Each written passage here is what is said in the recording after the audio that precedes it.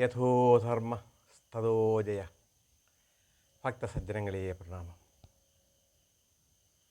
പറഞ്ഞു വരുന്ന മഹാഭാരത കഥകളിൽ കഴിഞ്ഞ ഭാഗത്ത് പറഞ്ഞു നിർത്തിയത് ഹസ്തിനപുരി കൊട്ടാരത്തിൽ നിന്നും പാണ്ഡവർ ധൃതരാഷ്ട്രരുടെ അനുവാദപ്രകാരം ഇന്ദ്രപ്രസ്ഥ കൊട്ടാരത്തിലേക്ക് തിരിച്ചു പോകുന്നതും, എന്നാൽ ദുര്യോധനൻ്റെ ദുരാഗ്രഹം നിമിത്തം വീണ്ടും ചൂത് കളിക്കുന്നതിലേക്ക് വേണ്ടി പാണ്ഡവരെ വിളിച്ചു വരുത്തണം എന്ന ആഗ്രഹം തന്ത്രപൂർവ്വം ധൃതരാഷ്ട്ര മുന്നിൽ അവതരിപ്പിക്കുകയും ധൃതരാഷ്ട്രത സമ്മതിക്കുകയും ചെയ്ത് വീണ്ടും പാണ്ഡവരെ തിരിച്ചു വിളിക്കാൻ ശ്രമിക്കുമ്പോൾ സഭയിലുണ്ടായിരുന്ന ശ്രേഷ്ഠ വ്യക്തിത്വങ്ങളും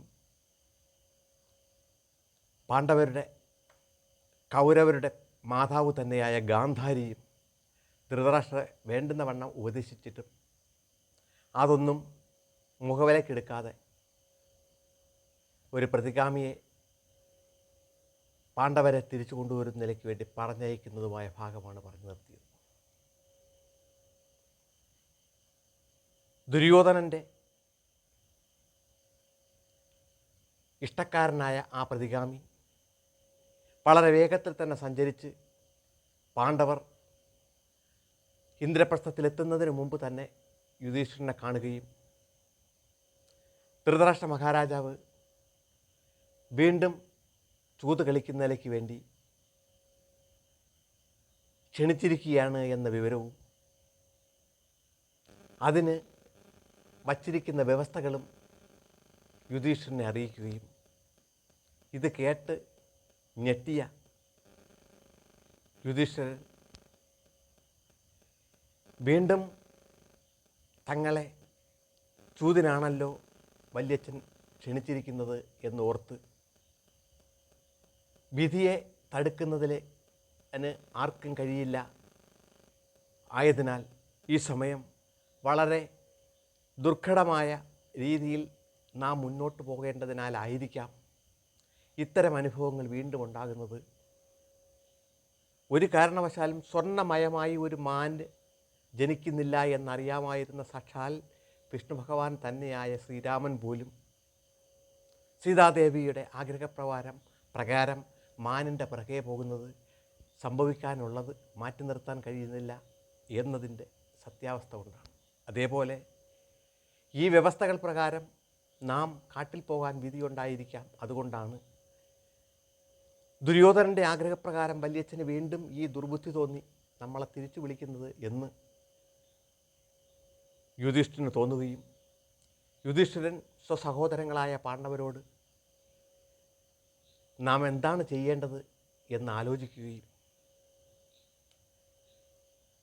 പൂർണ്ണമായും ധർമ്മത്തിന് വിരുദ്ധമായി ഒരു പ്രവൃത്തിയും ചെയ്യാത്ത, ധർമ്മത്തിന് വിധേയമായി മാത്രം ഭരണം നടത്തുകയും മറ്റെല്ലാ പ്രവൃത്തികളും ചെയ്യുന്ന എനിക്ക് സ്വപിതാവിന് തുല്യനായ ധൃതരാഷ്ട്ര മഹാരാജാവിൻ്റെ ആജ്ഞ അനുസരിക്കാതിരിക്കുന്നത് ഒരു കാരണവശാലും ഉചിതമല്ല എന്ന് ബോധ്യമുള്ളതിനാൽ ഞാനിനി എന്താണ് ചെയ്യേണ്ടത് എന്ന് നിങ്ങൾ തന്നെ പറയുക എന്ന് പാണ്ഡവരോട് ചോദിക്കുകയും, എന്നാൽ ജ്യേഷ്ഠൻ്റെ ഇഷ്ടപ്രകാരം ഏത് തീരുമാനവും എടുത്തുകൊള്ളാൻ അവരനുമതി കൊടുക്കുകയും ജ്യേഷ്ഠനോടൊപ്പം നാമം ഉണ്ടാവും എന്ന് പറയുകയും, എന്നാൽ ഞാൻ വല്യച്ഛൻ്റെ ആജ്ഞപ്രകാരം തിരിച്ച് ഹസ്തിനപുരിയിലേക്ക് പോകാൻ തന്നെ തീരുമാനിച്ചു എന്ന് പാണ്ഡവരെ അറിയിക്കുകയും അതുപ്രകാരം പാണ്ഡവരും യുധിഷ്ഠിരനും പാഞ്ചാലിയും കുന്തിദേവി അടക്കമുള്ളവർ തിരിച്ച് ഹസ്തിനപുരി കൊട്ടാരത്തിലെത്തുകയുമാണ് ചെയ്തത്. എന്നാൽ ഹസ്തിനപുരി കൊട്ടാരത്തിൽ തിരിച്ച് പാണ്ഡവരെ കണ്ടപ്പോൾ അവിടെ ഉണ്ടായിരുന്ന ശ്രേഷ്ഠ വ്യക്തിത്വങ്ങളെല്ലാം ആകെ ഉത്കണ്ഠപ്പെട്ടു. അവരൊക്കെ മനസ്സിലാഗ്രഹിച്ചിരുന്നു ഒരു കാരണവശാലും ധൃതരാഷ്ട്രയുടെ ഈ ആജ്ഞ അനുസരിച്ചുകൊണ്ട് പാണ്ഡവർ തിരിച്ചു വരരുതേ എന്ന്.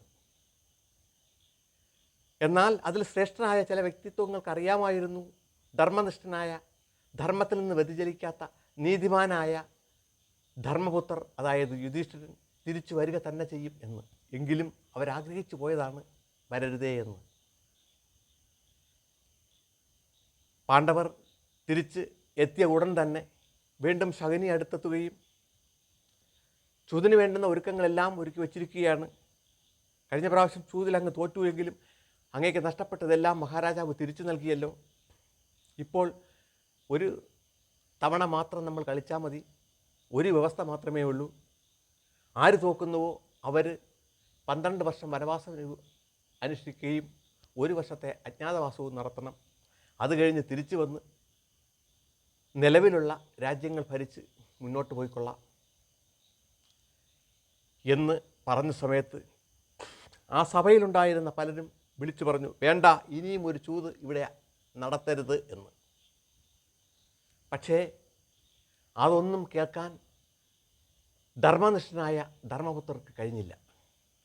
വീണ്ടും യുധിഷ്ഠിരനോട് ആ സഭയിൽ നിന്ന് വിളിച്ചു പറഞ്ഞു, വേണ്ട, ഇനിയും ചൂത് കളിക്കരുത്, ഇത് ചതിയാണ് എന്ന്.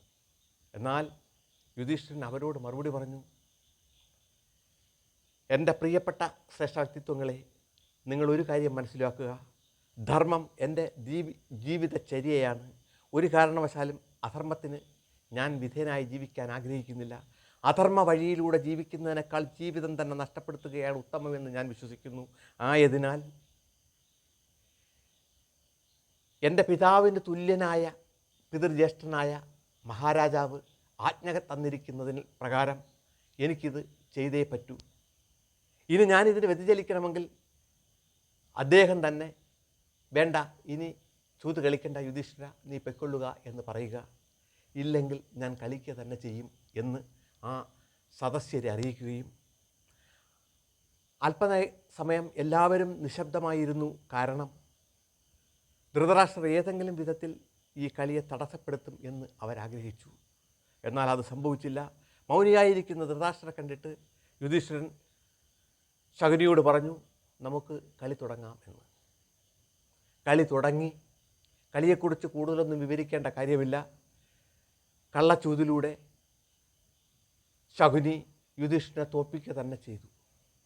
തോറ്റുകഴിഞ്ഞ യുധിഷ്ഠിരനും പാണ്ഡവരും അവർ തിരിച്ചു വന്നപ്പോൾ തന്നെ കളിയല്ല പ്രാധാന്യം, വനത്തിൽ പോവുക ആണ് നമ്മുടെ ദൗത്യം എന്ന് മനസ്സിലാക്കി അവർ അവരുടെ രാജകീയ വസ്ത്രങ്ങളെല്ലാം മാറ്റിവെച്ച് മരവുരിയും മാൻതോലും അണിഞ്ഞ് കാട്ടിലേക്ക് പോകാനുള്ള തയ്യാറെടുപ്പ് നടത്തി. ഈ സമയത്ത് സദസ്സിലുണ്ടായിരുന്ന കർണനും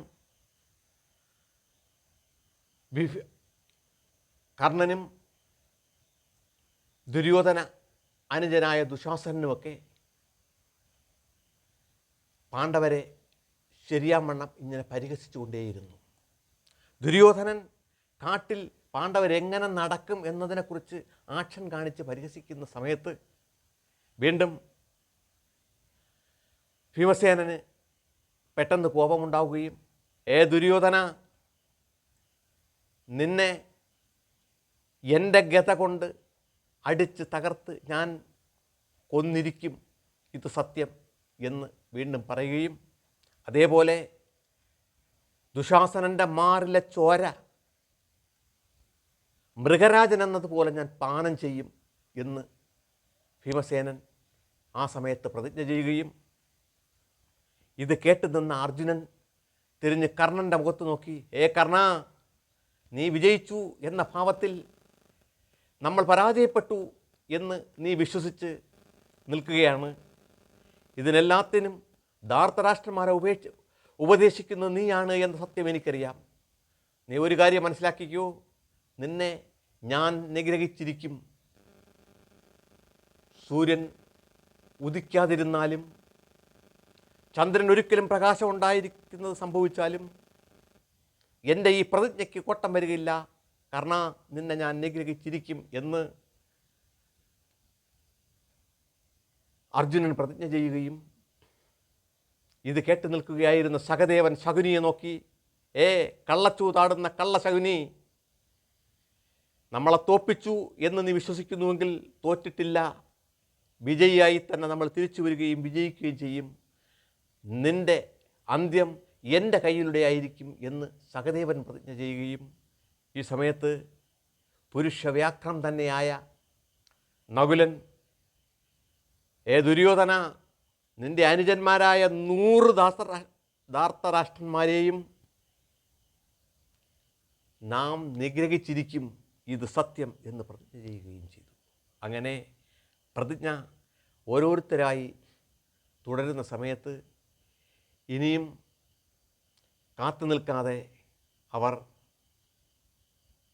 വനത്തിലേക്ക് പോകുന്നതിലേക്ക് വേണ്ടിയുള്ള തയ്യാറെടുപ്പുകൾ നടത്തുകയും ഈ സമയം ദ്രൗപദിയും കുന്തിദേവിയും വനത്തിലേക്ക് പോകുന്നതിലേക്ക് വേണ്ടി തയ്യാറെടുക്കുന്നു എന്നറിഞ്ഞുകൊണ്ട് വിതുരർ യുധിഷ്ഠിരനോട് പറഞ്ഞു, യുധിഷ്ഠിര, രാജമാത വനത്തിലേക്ക് വരേണ്ടതില്ല, അവർ എൻ്റെ ഗൃഹത്തിൽ കഴിഞ്ഞുകൊള്ളട്ടെ എന്ന്. ഇത് പൂർണ്ണമായും പാണ്ഡവർ സമ്മതിക്കുകയും ദ്രൗപദി വേഷമൊക്കെ മാറി മാൻതോലണിഞ്ഞ് ഒരാശ്രമ കന്യകയെ പോലെ പുറത്തു വരികയും ഈ സമയം ദ്രൗപദിയുടെ കാർകൂന്തൽ അങ്ങനെ പാറി പറന്ന് കിടക്കുന്നത് കണ്ടിട്ട് മാൻതോലണിഞ്ഞാലും മുടി കെട്ടിവെക്കുന്നതിൽ തെറ്റില്ല എന്ന് സഭയിൽ നിന്ന് ആരോ പറയുന്നത് കേട്ട് ദ്രൗപദിയും ഇപ്രകാരം പറഞ്ഞു, എൻ്റെ ഈ കാർകൂന്തൽ ആര് അഴിച്ചിട്ടുവോ ആ അഴിച്ചിട്ട ദുശാസനൻ്റെ രക്തം കൊണ്ട് ഈ തലമുടിയിൽ തടവിയതിനു ശേഷം മാത്രമേ ഞാൻ ഇനി ഈ കാർകൂന്തൽ കെട്ടിവെക്കുകയുള്ളൂ എന്ന് ദ്രൗപദിയും പ്രതിജ്ഞ ചെയ്യുകയും ചെയ്തു കഴിഞ്ഞ് അവർ വനത്തിലേക്ക് പോകുന്നതിലേക്ക് വേണ്ടി എല്ലാ തയ്യാറെടുപ്പുമായി മുന്നോട്ട് പോകാൻ സമയത്ത് ദ്രൗപദി പോയി കുന്തിദേവിയെ കാൽക്കൽ വീണ് അനുഗ്രഹം വാങ്ങി യാത്ര ചോദിച്ച സമയത്ത് കുന്തിദേവി ദ്രൗപദിയെ കെട്ടിപ്പിടിച്ച് അഗാധ ദുഃഖത്തോടി പൊട്ടിക്കരയുകയും കുന്തിദേവിയുടെ കരച്ചിൽ കണ്ട് ദ്രൗപദിയും കുന്തിദേവിയെ പുണർന്ന് അങ്ങനെ ദീർഘസമയം കരഞ്ഞു നിൽക്കുകയും അതിനുശേഷം കുന്തി ദ്രൗപദിക്ക് യാത്രാനുമതി നൽകി പുറത്തേക്ക് ദ്രൗപദിയോടൊപ്പം വരികയും പുറത്തെത്തിയ കുന്തിദേവി തൻ്റെ പുത്രന്മാരെല്ലാവരും മാൻതോലണിഞ്ഞ് വനത്തിലേക്ക് പോകാൻ തയ്യാറായി നിൽക്കുന്നത് കണ്ടപ്പോൾ അവർ ഒരു നിമിഷം ബോധരഹിതയായി നിലത്ത് വീഴുകയും ചെയ്തു. അവരെ പിടിച്ചെഴുന്നേൽപ്പിച്ച് വിതുരരുടെ ഭവനത്തിലേക്ക് കൊണ്ടുപോയതിനു ശേഷം പാണ്ഡവർ ഓരോരുത്തരായി വിതുരരോട് ആദ്യം യാത്ര ചോദിക്കുകയും യുധിഷ്ഠിരൻ വിതുരരോട് ഇപ്രകാരം പറഞ്ഞു, അല്ലയോ ഇളയച്ച, അച്ഛനില്ലാത്ത നമ്മൾ അങ്ങയെ പിതാവിന് തുല്യമായി കാണുന്നു, അങ്ങ് സമംഗളം നേർന്ന് നമ്മളെ യാത്രയാക്കിയാലും എന്ന്. ഇത് കേട്ട വിതുരർ യുധിഷ്ഠിരനോട് പറഞ്ഞു, ഏ പുത്ര യുധിഷ്ഠിര, ചതിയാൽ തോൽപ്പിക്കപ്പെട്ട നീ ഒരു കാരണവശാലും തോറ്റിട്ടില്ല. ധർമ്മത്തിൽ മാത്രം അടിയുറച്ച് ജീവിതം നയിക്കുന്ന നിനക്കും പാണ്ഡവർക്കും ഒരിക്കലും തോൽവി ഉണ്ടാവുകയുമില്ല. അന്തിമ വിജയം നിങ്ങൾക്ക് തന്നെയായിരിക്കും.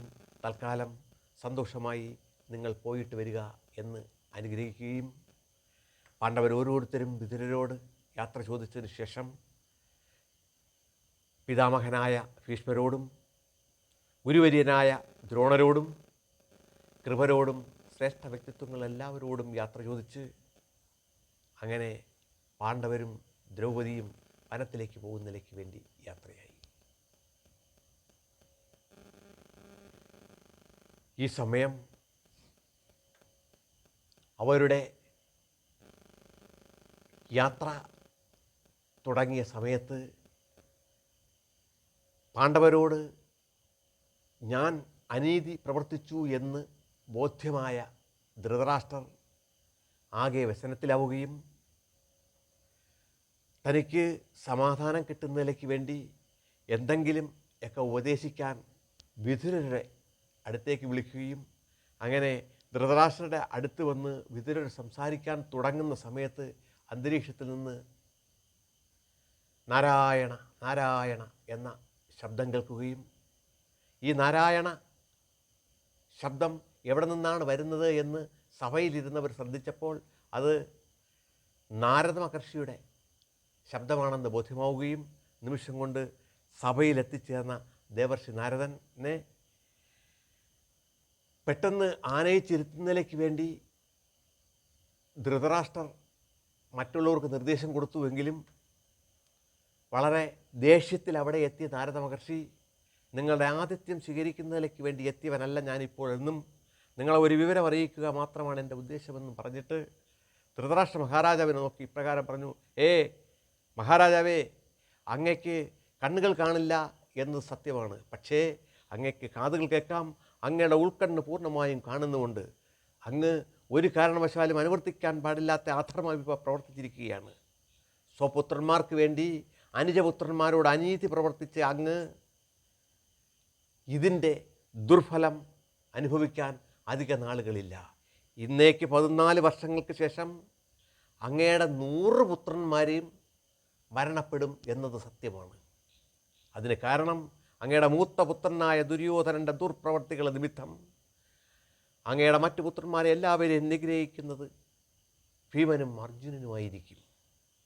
ഇത്രയും പറഞ്ഞ ദേവർഷി നാരദൻ വീണ്ടും നാരായണ നാരായണ മന്ത്രം ഉരുവിട്ട് അവിടെ നിന്ന് അപ്രത്യക്ഷമാവുകയാണ് ചെയ്തത്. ഇത് കേട്ട് കഴിഞ്ഞ ആകെ ഭയവിഹ്വലനായ ധൃതരാഷ്ട്ര മഹാരാജാവും നാരദ മഹർഷിയുടെ ഇത്തരം വാക്കുകൾ കേട്ട് കഴിഞ്ഞപ്പോൾ കൗരവരും ആകെ ഭയത്തിലായി.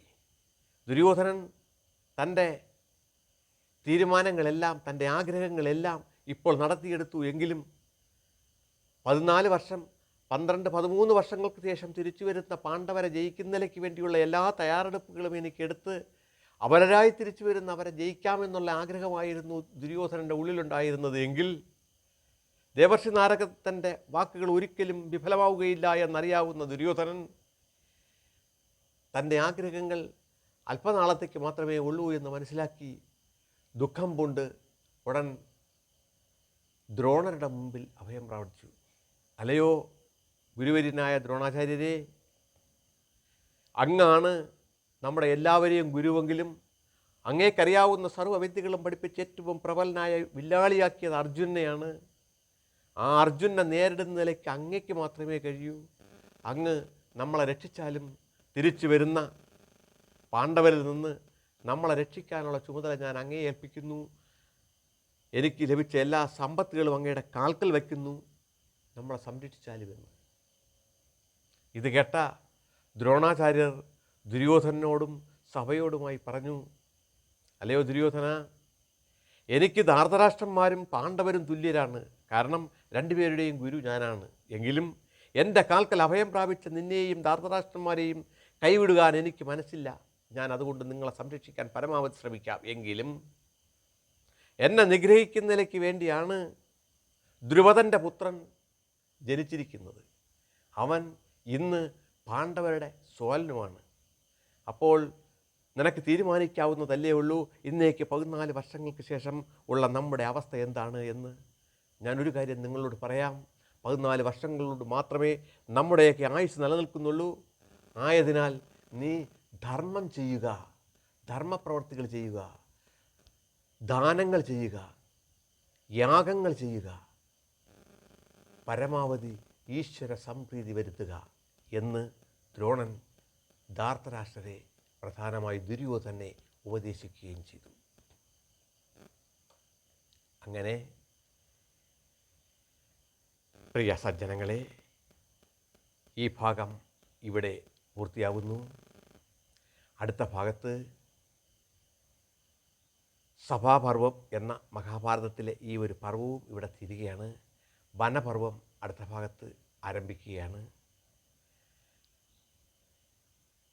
ഈ മഹാഭാരത കഥയിലെ വ്യത്യസ്തമായ ഈ ചൂതുകളികൾ കേട്ടിരിക്കുന്ന നിങ്ങൾക്ക് ഓരോരുത്തർക്കും ആ കാലഘട്ടത്തിലെ ഇത്രയും ശ്രേഷ്ഠരായ വില്ലാളികളായ അർജുനനും 10,000 ആനകളുടെ ബലമുള്ള ഭീമസേനനുമൊക്കെ ഉണ്ടായിരുന്നിട്ടും ഈ വിധത്തിൽ കള്ളച്ചുതിലൂടെ തോപ്പിച്ച് പാണ്ഡവരെ വനത്തിലയക്കുന്നത് കേൾക്കുമ്പോൾ കേൾവിക്കാരായ എല്ലാവർക്കും അവിശ്വസനീയ അത് ഉണ്ടാവുക സ്വാഭാവികമാണ്.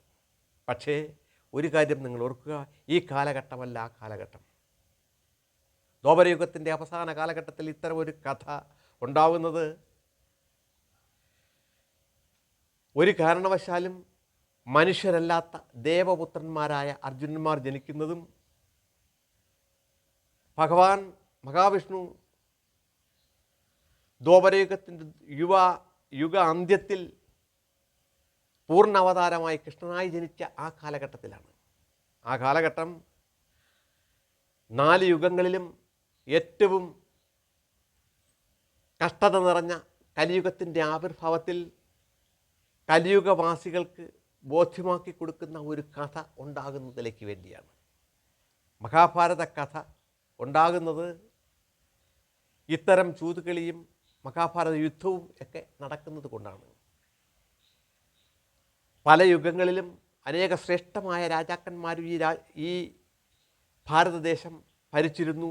ധർമ്മത്തിലൂടെയും അധർമ്മത്തിലൂടെയും ഒക്കെ പല കാലഘട്ടത്തിലും ഭരണം കടന്നുപോയിട്ടുണ്ട്. എങ്കിലും ആ കഥകളെല്ലാം ഈ ചരിത്രകാലത്തിന് അകത്ത് മാത്രമേ പുറത്തു വന്നിട്ടുള്ളൂ. എങ്കിലും മഹാഭാരതത്തിൻ്റെ കഥ ഇത്രയും ശ്രേഷ്ഠമായി പുറത്തു വരുന്നത് ഭഗവാൻ കൃഷ്ണൻ്റെ ഇച്ഛപ്രകാരം കലിയുഗവാസികൾക്ക് അധർമ്മത്തിൻ്റെ ഫലം എന്താണെന്നും ധർമ്മത്തിലൂടെ ആണെങ്കിൽ പോലും യുദ്ധം എന്ന് പറയുന്നത് ഒരു കാരണവശാലും ആർക്കും ആശാവഹമായിരിക്കില്ല എന്നും ലോക ജനതയെ ധർമ്മം നിലനിർത്തി ജീവിക്കുന്നതിലേക്ക് വേണ്ടി മനസ്സിലാക്കി കൊടുക്കുന്നതിലേക്ക് ഇത്തരം ഒരു കഥ ഉണ്ടാവണം എന്നുള്ളത് കൊണ്ടാണ് ഈ ദേവപുത്രന്മാരായ ഇവർ ഇതെല്ലാം അനുസരിക്കുകയും പോവുകയും ഒക്കെ ചെയ്തത് എന്ന സത്യം കൂടെ നമ്മൾ ഉൾക്കൊള്ളേണ്ടതാണ്. ഇതിനെക്കുറിച്ച് അതിവിശാലമായ ഒരു നിരൂപണം നടത്താൻ ഉള്ള സമയം ഇപ്പോഴില്ലാത്തത് കൊണ്ട് വീണ്ടും തുടർഭാഗങ്ങളിൽ ഇത്തരം നിരൂപണങ്ങൾ തുടരാം എന്ന് പറഞ്ഞുകൊണ്ട് തൽക്കാലം ഞാനിവിടെ നിർത്തുന്നു. ലോകാ സമസ്ത സുഖിനോ ഭവന്തു.